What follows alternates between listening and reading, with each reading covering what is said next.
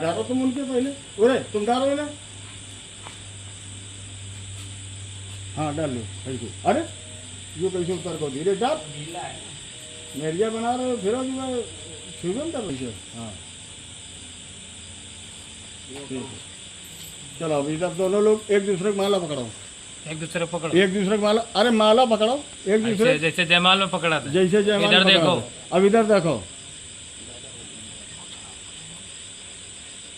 शादी अपनी मर्जी से कर रही हो जी। आज से योगेश तिवारी तो कोई लेना देना है नहीं, कोई मतलब। अगर वो ऑब्जेक्शन करें या वही अपनी दूसरी शादी करें, तुम्हें कोई एतराज? हाँ, कोई एतराज हो तो बता दो। तुम अपनी स्वेच्छा से करो ना शादी। जी सर। अब तो कोई तुम्हारे बीच में रोड़ा तो बन नहीं रहा, ना कोई ऑब्जेक्शन कर रहा है। अच्छा, तुम्हारा क्या नाम है? कहाँ के रहने वाली हो? पहली शादी तुम्हारी कहाँ हुई? अब अपने पति के साथ में नहीं रह रही हो? अब किसके साथ में रहना चाह रही हो? कहाँ के रहने वाले हैं ये? अच्छा, तुम्हारा क्या नाम है? अच्छा, इनको जानते हो? जी। कौन है ये? सोनी द्विवेदी। कहाँ के रहने वाली है? किस्ती की। इनके पति का नाम? योगेश तिवारी।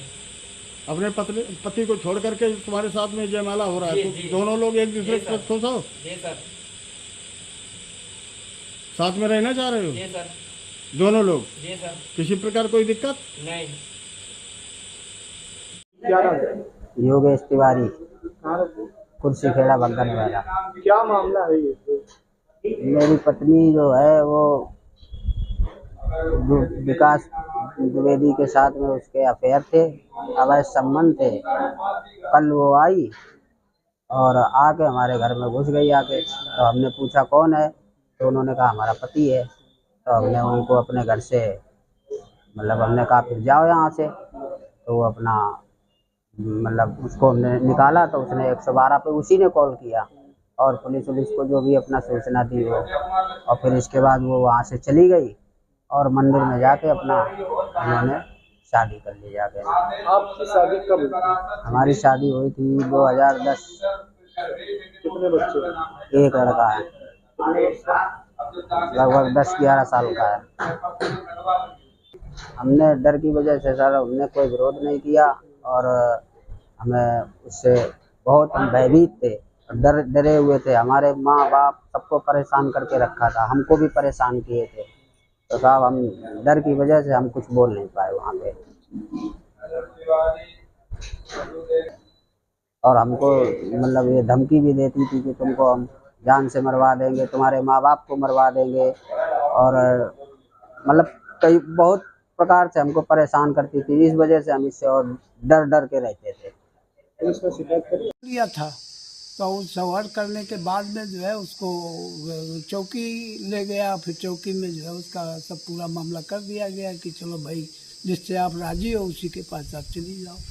अच्छा, पति जो पत्नी ने अपनी शादी कराई है उसके बच्चे हैं कुछ? एक लड़का है उसका 13-14 साल का। पति क्या करता था? पति लेबरी करता है, कहीं कोई फैक्ट्री में जाता है, कहीं अपन मजदूरी करता है। घटनाक्रम की जानकारी पति को कैसे, कुछ इसकी जानकारी है आपको क्या? कैसे क्या हुई मतलब पति को कि पत्नी उसकी पत्नी तो 5-6 साल 10 साल लगभग हो गया है जब से शादी हुई है। तब से 1 साल छोड़ के उसको बरकरार उसी तरह से परेशान प्रताड़ित। कोई 100 नंबर एक दिन में कम से कम 50-50 बार 100 नंबर आता रहा। कभी कभी हम लोग जो है समझाते रहे, लेकिन वो यहाँ से लेके वहाँ तक जिले स्तर तक वो मुकदमा और सारी चीज़ें उस पर अपना चलाती रही। क्या लगता है कि कहाँ जैसे देश भर की घटनाएं निकली, एक सौरभ हत्याकांड आ गया, एक राजा रघुवंशी का हत्याकांड आ गया, कई ऐसी घटनाएं आई हैं जो पत्नियों ने अपने पतियों को मौत की घाट उतार दिया। क्या उस घटना का कहीं ना कहीं लोगों के अंदर डर है? किसी तरह से संदेह हुआ होगा तो उसने सोचा कि जब जिस पत्नी से इसकी प्रेमिका संतुष्ट है उसी के पास चली जाए, क्यों हमारा जान और माल का खतरा हो।